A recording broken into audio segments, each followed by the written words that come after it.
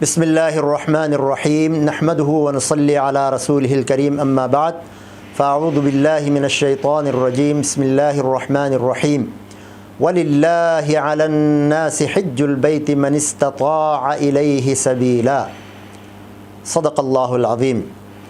حضرات محترم، حج کے دن ہیں، بہت سے حجاج کرام جو اپنی دل کی امیدیں اور ارمانیں بیت اللہ شریف کو دیکھنے کے لیے جو ایک ارمان ہوتی ہے ہر مسلمان کے دل میں، وہ پوری کرنے جا رہے ہیں حج کی صورت میں۔ تو حج جو ہے ایک بڑا مشقت والا عمل ہے۔ دیکھیں، عبادات دو طرح کی ہیں، ایک ہے مالی عبادت اور ایک ہے بدنی عبادت۔ مالی عبادت جیسے زکوٰۃ ہے، آپ صرف مال ہی ادا کرتے ہیں، اور بدنی عبادت روزہ ہے، اسی طرح نماز ہے۔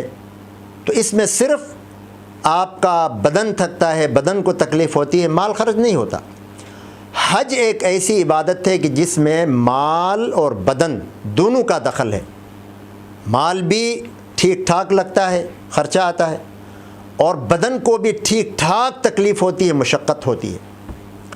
اس لیے یہ بڑا اہم موضوع ہے، بڑی اہم عبادت ہے۔ اسی لیے حضور محترم صلی اللہ علیہ وسلم نے فرمایا کہ جو حج کر کے آیا فلم یرفث ولم یفسق، کوئی گناہ، کوئی بے حیائی، کوئی غلط کام نہیں کیا، تو وہ ایسے پاک ہو کر آتا ہے جیسے ماں کی پیٹ سے پیدا ہوا بچہ ہر قسم کے گناہ سے پاک اور معصوم ہوتا ہے، یہ بھی اسی طرح گناہوں سے معصوم ہو کر آتا ہے۔ اتنے بڑے سفر کے لیے، اتنی بڑی عبادت کے لیے پھر انسان سے دو چیزیں خاص طور پر مطلوب ہیں تاکہ یہ عبادت محفوظ ہو جائے، اس میں کوئی گناہ نہ ہو جائے، کوئی غلطی نہ ہو جائے، کوئی ایسی چیز شامل نہ ہو جائے کہ جس سے یہ عبادت برباد ہو جائے، خراب ہو جائے، ضائع ہو جائے۔ وہ دو چیزیں کیا ہیں؟ اتباع اور اخلاص۔ یہ یاد رکھیں، ایک ہے اتباع اور ایک ہے اخلاص۔ اخلاص یہ ہے کہ ہر عبادت میں اللہ کا حکم یہی ہے کہ وَمَا أُمِرُوا إِلَّا لِيَعْبُدُوا اللَّهَ مُخْلِصِينَ لَهُ الدِّينَ۔ تمام انبیاء کو اللہ کی طرف سے یہی حکم تھا کہ صرف اللہ کے لیے خالص ہو کر عبادت کریں۔ یعنی ہر عبادت میں، ہر قسم کی عبادت میں، نماز، روزہ، زکوٰۃ، صدقہ، ہر نیکی میں اخلاص مطلوب ہے۔ کہ اخلاص کا مطلب یہ ہے کہ آپ یہ کام، یہ عبادت صرف اللہ کو خوش کرنے، اللہ کو راضی کرنے کے لیے کر رہے ہیں، اور بس۔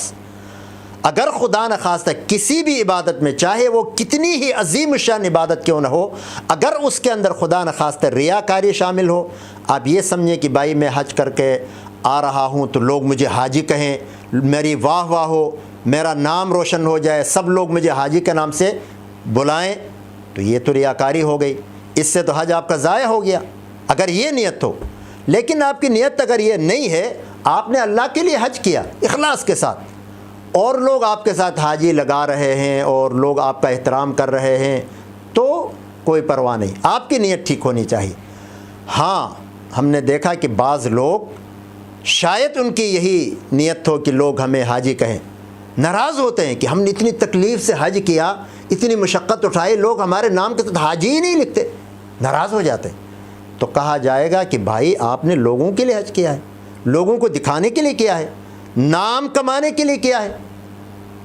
تو اس لیے ایک تو اخلاص مطلوب ہے، یعنی آپ کا یہ حج صرف اللہ کی رضا کے لیے ہو، اور دل کے اندر یہ جذبہ ہو کہ یہ فکر ہو کہ میرا حج جو ہے اللہ قبول کرے۔ اب قبولیت کے لیے ایک تو اخلاص اور دوسری چیز اتباع۔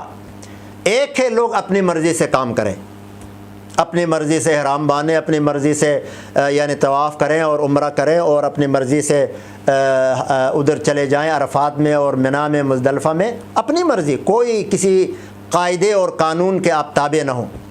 اور دوسری چیز ہے آپ اللہ کے حکم اور رسول اللہ صلی اللہ علیہ وسلم کی سنت کے مطابق حج کر رہے ہوں، اور یہی مطلوب ہے،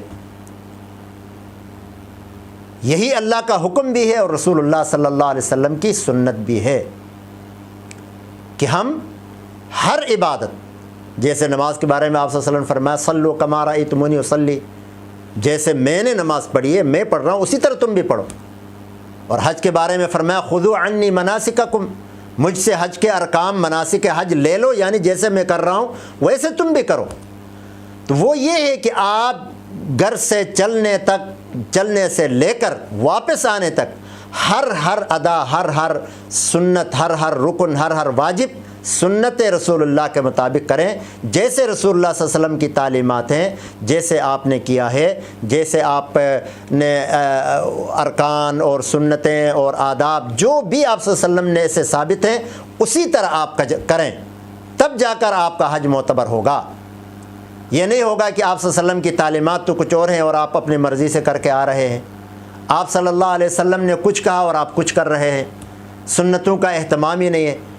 اسی لیے میں کہہ رہا ہوں کہ وہاں بھی جا کر بہت سے لوگ فرض نماز سے غافل ہوتے ہیں، جماعت ہو رہی ہوتی ہے اور وہ گپ شپ لگا رہے ہوتے ہیں، وہاں بھی جا کر لوگ سنت کے مخالفت کر رہے ہوتے ہیں، اللہ کے حکم کی مخالفت کر رہے ہوتے ہیں، بہت سی وہ باتیں کر رہے ہوتے ہیں جو صریحاً اور صراحتاً دین کے، اسلام کے، شریعت کے مخالف ہیں۔